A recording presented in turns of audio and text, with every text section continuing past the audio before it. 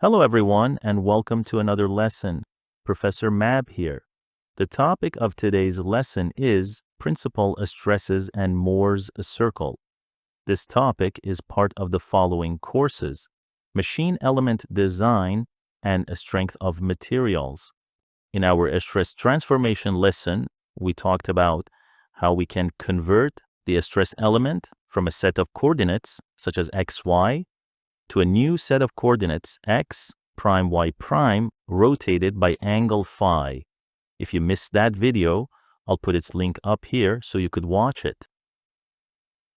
In design problems, we deal with critical stresses, which are the maximum stresses acting on a component that might cause failure.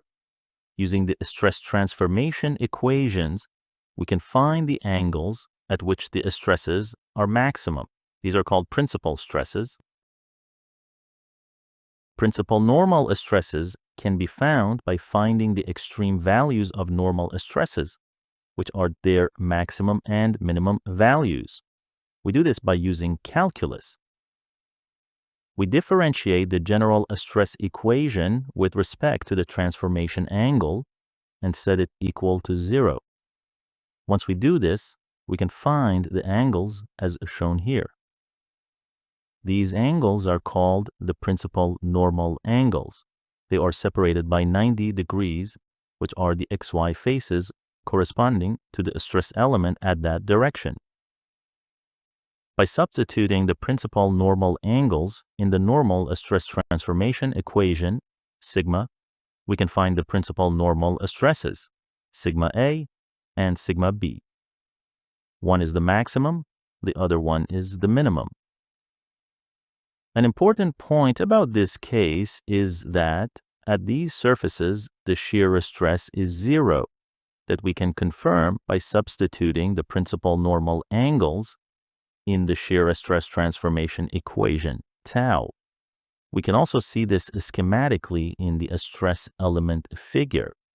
As you can see in this figure, there is a particular orientation of a stress element for which the normal stresses take their extreme values while all shear stress components are 0. In a similar fashion, we can find the principal shear stresses. We differentiate the general shear stress equation with respect to the transformation angle and set it equal to 0. The angles shown here are called the principal shear angles. These two angles are separated by 90 degrees, and substituting the principal shear angles in the shear stress equation, tau, the principal shear stresses, tau A and tau B are found.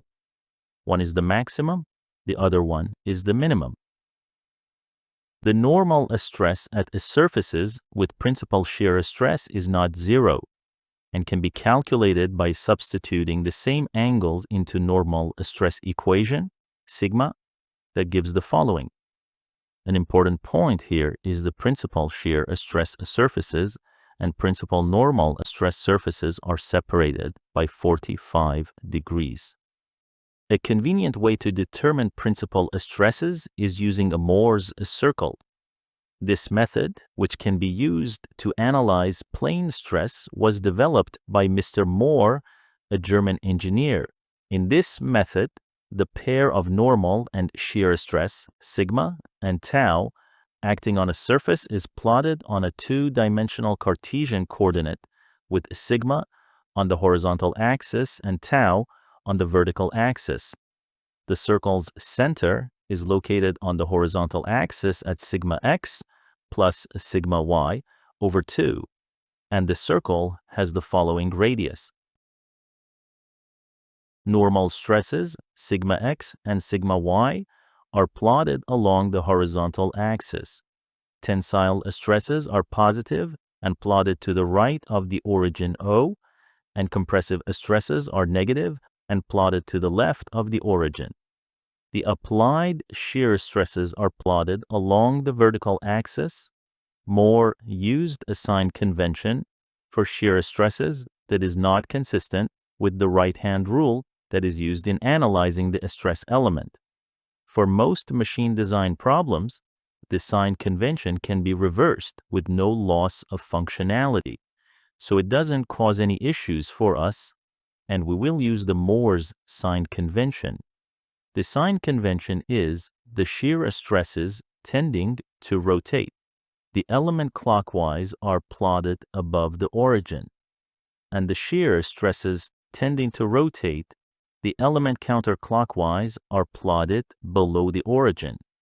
Next point is that all angles drawn on the Mohr's circle are double their value in real space. For example, the two surfaces with normal vectors in directions of plus x and plus y have a 90-degree distance between them on the stress element, so they'll be 180 degrees apart on the Mohr's circle. Now, let's discuss the important points when drawing the Mohr's circle. We'll demonstrate this by drawing this circle based on the stress element shown here. Let's start with the plus x surface. Sigma x is tensile, so it will be positive, and tau xy pair tends to rotate the element counterclockwise, so it will be negative. This forms the point A. Moving on to plus y surface, sigma y is also tensile, so it will be positive. Its corresponding tau yx pair tends to rotate the element clockwise, so it will be positive. Forming the point B, as mentioned before, these two surfaces have 90-degree distance between them on the stress element, so they'll be 180 degree apart on the Mohr circle as shown. Point C is the center of circle at sigma x plus sigma y over 2. Any other point on the Mohr's circle is associated with the stress element rotated by an arbitrary angle. For example, points D and E will give the principal normal stresses. D gives the maximum, and E gives the minimum. The principal normal angle can be measured on the circle. Note that before the invention of calculators and computers, Mohr's circle was drawn accurately to scale by a compass, and values were measured using a scale and protractor. Now, however, it is more practical to analyze the stress elements using numerical tools, but Mohr's circle can still be used as a quick check on numerical solutions and provides a visual presentation of the stress state at a point. Points F and G correspond to principal shear stresses. F is the maximum and G is the minimum. They have the same magnitude equal to the circle's radius with opposite signs. And finally, point H is the general state of stress at a surface rotated by angle phi, which is 2 phi on the circle. It is in counterclockwise direction from the x face. Please let me know if you have any questions.